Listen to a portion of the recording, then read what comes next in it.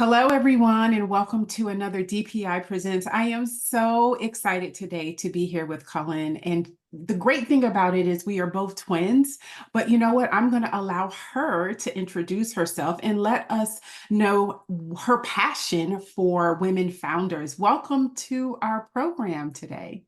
Thank you so much, Rosalind. Thanks for having me. Yeah. I'm so excited to be here. I am a creative, so that's kind of how I got into this but I'm also a lawyer, mom, dog lover, I'm a fellow twin. So I've been practicing for almost 11 years now. I actually worked at a couple different firms before I started Illuma Law Firm, which is the law firm that I founded. But when I started thinking about going out on my own, I wanted to make more of an impact. So I started doing networking. I was meeting with a lot of other female founders, and they all just had it was a recurring theme that just kept coming up, that they didn't know really how to protect themselves legally, and they didn't have a lawyer that they could call. So, and it not only left them not feeling protected legally, it left them feeling less confident in their businesses. So it's like, I can make them, one, be protected legally, and two, feel more confident. So if I can help these women who are all out there making such a big impact in the smallest way, think about the ripple effect that would have. So that's why I started a law firm. Nice. I love how there is that convergence of the creative part, but then also obviously being able to protect women founders. So I just have to ask this question.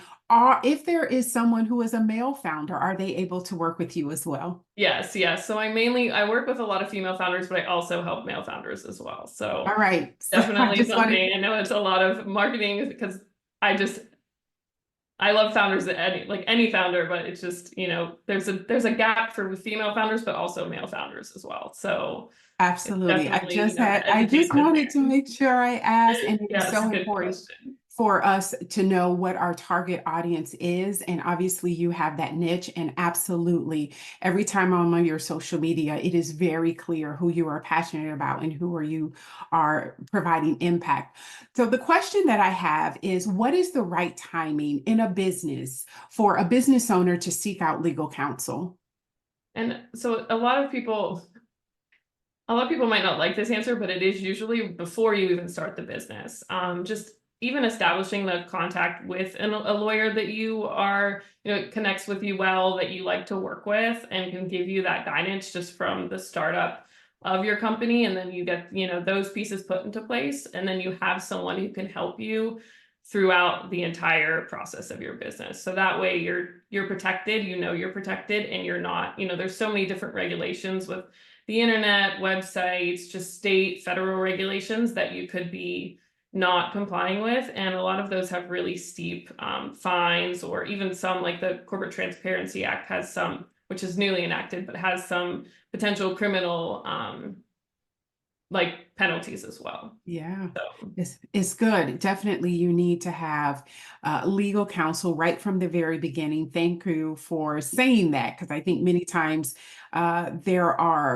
we are sought after, whether it is a business advisor or legal counsel, once there is a crisis in the business. And so having that at the front end is definitely, you already have that relationship. So I've seen this evolution of websites. Normally, websites are there to in the past be almost like a brochure. But now, as we are post-pandemic, and websites are really an open into someone's store. It's almost as if they're walking into their environment.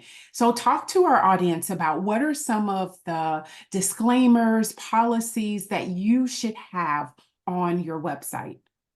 yeah, so you definitely, if you have a website, you're collecting any personal information from users. So if you have any email opt-ins, contact forms, anywhere where anyone can put in any information, you need to have a privacy policy that basically states what information you collect. This is at the highest level. This also isn't legal advice, it's for informational purposes only. Yes. I have to get this disclaimer in there too, that this is just for educational purposes, and this will depend on your company. But most people, if you have a website, you need to have the privacy policy that goes over what information you collect, how you collect it, if you share it with any third parties, if you sell it to any third parties, and why you collect it. And then there's a couple other requirements that need to be in there as well, but that's generally what you need. for that, and you need to have it clearly displayed on your website to where people can click on it and see what it says. And then also I always recommend having a website terms of use too that set out basically the rules for your website. So, you can't put any disparaging comments, you can't put viruses on the website or other like malware, different things like that. And then your website also needs to be ADA compliant. So, and basically at the highest level for this too, it does have some complexities to it, but you do need to have your website to where it's accessible for people with disabilities. So that means that you have text that's easy to read, alt text behind your images, basically saying what the image is. If you have videos on your website, having some alternative like transcript that they can read. And also just having colors on your website that are accessible, that people can still see that there's a good contrast on there. Those are the main requirements, but there are other things. Like one more thing that's important too is that your website needs to be, this is very technical, but your website needs to be accessible only by keyboard, not with a mouse. So that's one of the things, that's one of the bigger requirements for ADA compliance. So I know it's a lot of information. Yeah, no, but I mean, that's the reason why we are doing this is because we want to make sure. One, I think when you talked about the ADA compliant here at DPI, we are definitely do a lot of education around inclusive leadership. And that's one of the ways is making sure that our websites is inclusive for all. So thank you for kind of going into that ADA compliance.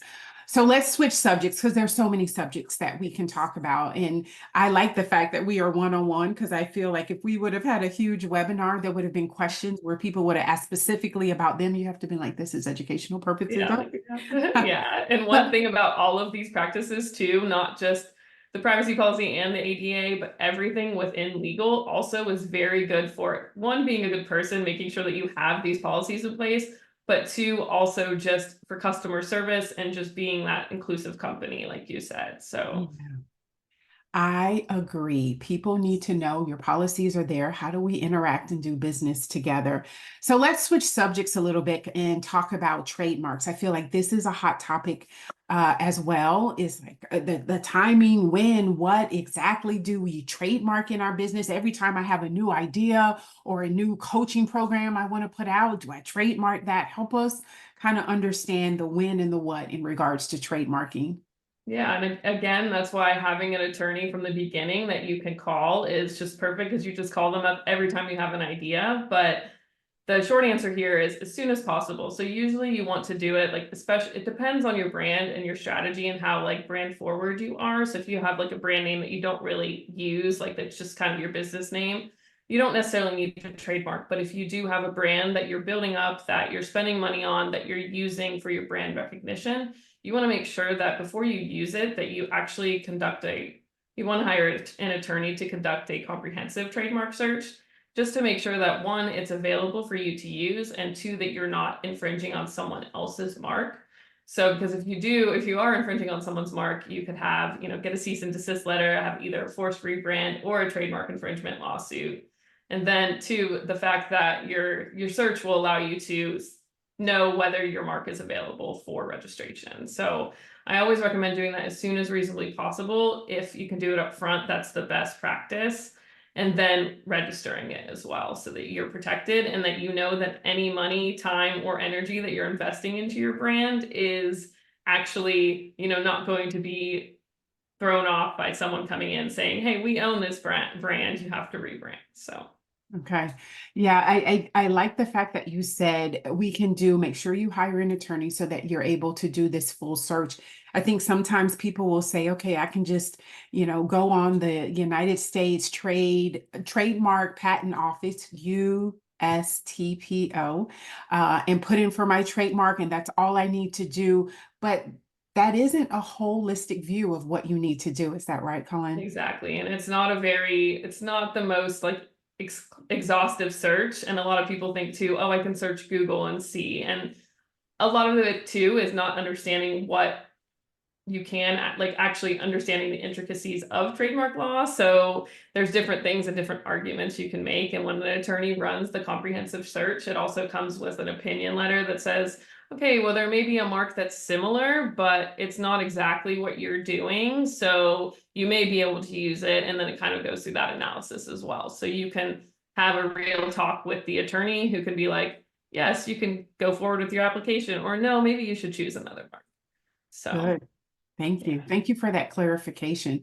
Yeah. So in that same vein, let's say that we at DPI, we work with a lot of service-based businesses, and they're always launching. It could be a new product, it could be a new program or curriculum, or they're writing a book, or even an ebook, right? When Mhm. is it copyrighted? So kind of talk about, obviously, we just talked about trademarking, but from a copyright perspective. Yes, from a copyright perspective, so technically you'll have what's called common law copyright protection if you, and that's a little bit getting a little too technical here, but as soon as you create it, and basically the US Copyright Office says that it is when it's fixed in a tangible medium, but you don't have the full protection. So it's like you have the protection of the copyright, but you can't actually sue anyone or recover money for if they steal your work. So it's always important to copyright register your copyrights for any of those things. And it's something that's a lot simpler than people think. People think, oh, it's so intimidating, but if you just call a lawyer, it's a really easy process. We do it for you. We guide you through the whole process, and you can even, like, if you have like photos or different works that can be registered together, you could do all of them in one application. So it's something that a lot of people just overlook, but it's really important protection because you can't actually go after anyone Yes. if you haven't registered it. So Thank you for that. I appreciate that. Yeah, absolutely. Because we know that people have their work that is definitely uh, copied, right? So thank you that you are allowing us to understand, when we should have copyright and how we need to have that higher level of protection. So for business owners, I want to now talk about contracts, and there's a lot there. But when should business owner use contracts, service agreements? And then also talk a little bit about, I hear a lot of people saying, hey, I'm just going to pull this template from Google or this website that offers free templates. Let's talk about it. Let's go there, Colin.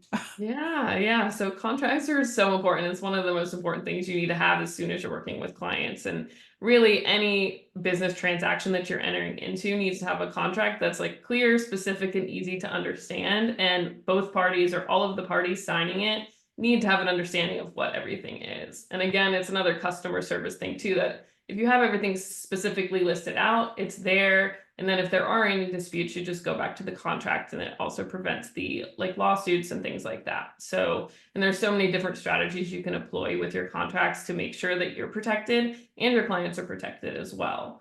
But yeah, and so that's why I'll get into the the templates now. So it's what a lot of what I see is I get a lot of clients coming to me saying, hey, can you review my contract? I have a contract. And I even pulled some of them too, even if they get, you can get legitimate templates online, but the problem is, and I sell them too, but you do still need to usually have an attorney look them over, just to make sure that you're understanding what's in it, because that's the first problem, is that people are like, oh, this says it's a contract for a consultant with a client, but you don't know what's actually within the contract. And a lot of the things like your intellectual property rights, that's very complex. So a lot of people think, oh, it's in there, but a lot of times it's transferring the rights completely over to the client when it's your actual consulting work product that you want to keep, and you just want to let them use it for the purposes of your engagement. So a lot of those different things happen where, you don't understand it. There's different limitation of liability clauses, things like that. And then the other thing is when they add in, like if a business owner starts to add in different things into the contract, it makes the contract not clear because they're using different terms throughout. And then if your contract isn't clear, it's usually not enforceable or it doesn't protect you. So those are some of the things there. And then the third issue is copyright infringement. So if you pull someone else's contract, that's also their copyrighted creative work. So if they've registered their copyright, they can sue you for infringing on their copyright if they find out that you're using it. So that's another issue there. Wow. I am glad that I asked that question. It's so important. I agree. Every business transaction, this is why you need to have an attorney in your business with you. And the fact that you alluded to, this is a strategic decision that you are making for your business. I know that many times when people are in the beginning, whether it's through research and development or just in the ideation phase of their business, there is limited resources, right? You and I have both been there. So what would you say to the person that's like, it's just so expensive to retain an attorney? Talk to me. What would you say to Yes, that and person? it's the same as any other investment, any like your website, your branding, all those things that most people do right up front. It protects your website and your branding and all of your other investments. So it's the same as, and it's usually around the same price as all of those other things. So coaching, consulting, websites, brand design, all those different things. It's the initial start, like cost for a lawyer aren't, they're not astronomical compared to those other things. Mhm. And they're protecting all of your other investments as well. And then you have the confidence and the protection moving forward. And you have someone that you can call whenever you have questions. Yeah. So it's so valuable. And it's definitely like one of the first things you should do, if not the first thing. Yeah. Don't allow money to be a barrier. It is an investment, it is a strategic Exactly. decision. At DPI, we truly believe we help you go further faster. And the reason why we are interviewing you today is this is how you go further faster by having legal counsel and sage advice in your business. I know you kind of talked on intellectual property. How do I protect it? But dive a little bit more into a business owner. Let's say they have a recipe. Would that be considered their kind of proprietary intellectual property? Yeah, and that's something, so like you're saying like a recipe for food, for Yeah. instance. Okay, so and that's another thing with proprietary. So this is another nuanced thing that, so if you have a recipe, you have to keep it secret. And so that means you have to have like appropriate NDAs for your employees or anyone who actually accesses the recipe, or you have any other like strategic business, like the recipe or any sort of like marketing list, client list, process, anything like that. Anyone who is dealing with that or seeing that needs to be privy to, like, they need to sign a non-disclosure agreement to make sure that you're still keeping it secret. So as long as you're keeping it secret, it's usually protected. And again, it's just you need to make sure that you have all the right contracts, all the right contract terms, and all those different things. Yeah, we have a lot of clients that we know will work with whether it is co-publishing, co-manufacturing companies. They Yeah, turn over their recipes so that the product development and the fulfillment of orders is in the hands of someone else. Absolutely so important that you are having the right contracts with that business transaction. Thank you for exactly. talking about that. Are you only able to work with Florida-based businesses? It depends on what it is. So if it's like trademarks, copyrights, ADA compliance, a lot of the web compliance stuff, that's federal law. So usually I can represent people throughout the US. Sometimes it depends on what state you're in, but and then contracts and things like that, usually it's just within Florida, but it also can depend depending on if they're dealing with a Florida company or if, there's weird nuances there, but so it just depends on the subject matter. Yeah. So if I ask you a question for our audience, there are so many attorneys that we can work with. What makes you so different? I know I've been captivated by just how you show up on a social media and your website, that you speak my language as a female founder. But what makes you different? I know we've kind of talked a little bit about that in the beginning. Yeah, what makes you different? Thank you. I really appreciate that because I know you probably know too, it's hard to show up every day. So sometimes Yes, it's hard. So, but yeah. absolutely. So I would just say that, I've been there. I really, really am passionate about helping female founders and any founder, really. It's just, I really am so passionate about the lack of legal education that's out there for business owners. And I've been there. I know what it's like. I know the million little things that you have to do as a business owner, and I want to be there to make legal easy and as painless as possible. And really, I like to make it fun, and I really love to connect with my clients. That's one thing that just like lights me up. I love when I get off the client call and like they're so happy, I'm so happy. We're like, we're really good friends. So like that's the best part, is just making really good friends out of it, and then also helping them, basically achieve their dreams and be able to live the lives that they want to. And that's just the most important thing to me. So the freedom that we're Yes. all, working for. And Yes. Oh, so many gems that you just said. The lack of legal education, I would definitely agree with that. Legal with ease. I think that although we are here on this call together, that there's just very non-intimidating space that you create because obviously when you're seeking legal counsel, you're at your vulnerable point, right? Down to the lowest common denominator.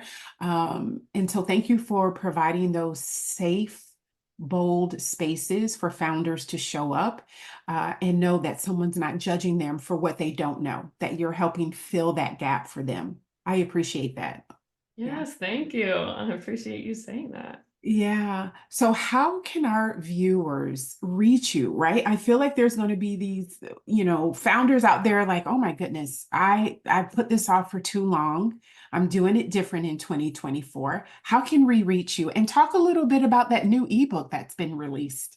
Yeah. So you can reach me. I'm on LinkedIn, Colynn O'Brien. And then my website, illumalaw.com, is where you can book a free discovery call and we'll go over everything, figure out what you need, and kind of go from there. And then I also have She's Legit, which is kind of based on my the lack of legal education, to where it's a legal education company. So she's legit.com. I have the Get Legal Guide for Women-Owned Businesses, which is my ebook that just goes over just a high level, but it goes over in detail all of the different things you need so that when you are, starting a business, or if you're in your business and you're like, I just need to have a better understanding as a business owner of the legal requirements, just so I know what to do and when to do it and when to call my lawyer, then you have that, and it gives you the understanding of, if you come up with a new idea, all the different things you need to go through to legally protect it, and just from a customer service standpoint as well.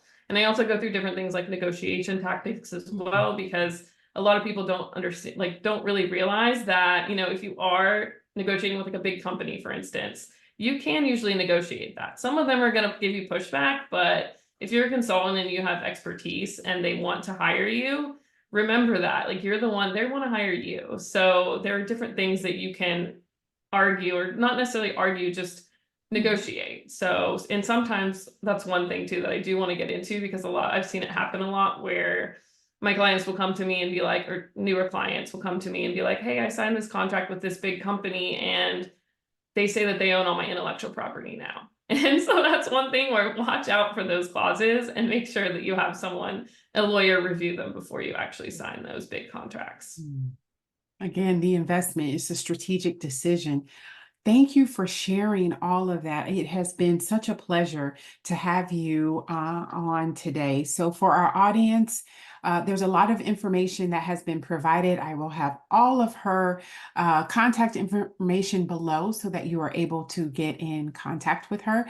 As I said, as she said, this is for educational purposes only. There's so many topics that can be discussed, but Colynn, thank you. Of course. Thanks for having me. This was so great.